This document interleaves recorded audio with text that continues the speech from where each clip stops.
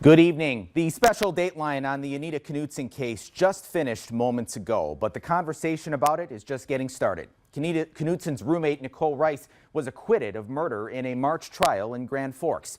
Dateline correspondent Blayne Alexander spoke with Knutson's family, friends, and law enforcement, and a juror in that trial.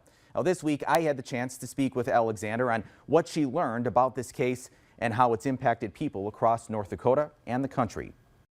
Dateline correspondent Blayne Alexander says one of the big things that stuck out to her in covering this case was learning the impact Anita Knutson had on the people around her. To talk to all of her friends, all of her people who knew her, the fact that she was able to come in, get acclimated, and then just become this radiant light in the community that quickly really spoke to, I think, who she was. She says the nature of the case allows for it to resonate with many, not just those who knew Anita. College, it's something that a lot of us can relate to, kind of living in one of your first apartments off campus, and then something like this happens. So I certainly felt for her family, but also just the greater Minot community of thinking, wow, college student living off campus, and then there's this violent crime, how terrifying that must be. I asked Alexander about the challenges prosecutors faced in bringing this case before a jury. She pointed to the circumstantial nature. The fact that they weren't able to lift any sort of DNA information, any sort of forensic information from that knife to kind of point them in the direction of the killer,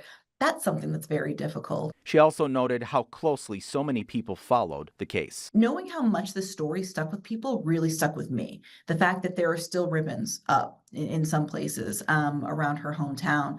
So I think the takeaway is crime doesn't just happen to one person. It happens to a community. It happens to a village. It happens to so many people around. Alexander says they'll be keeping in touch with the people they interviewed for Dateline.